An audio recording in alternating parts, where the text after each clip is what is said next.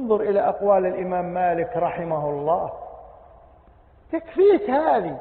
قال: ما لم يكن يومئذ دينا لا يكون اليوم دينا. لا إله إلا الله.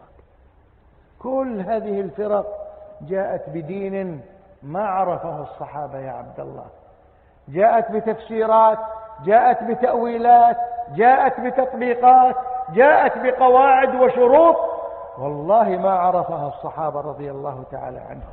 الشافعي، أحمد، الأئمة كلهم، الأوزاعي، بن كلهم رحمهم الله على متابعة الصحابة.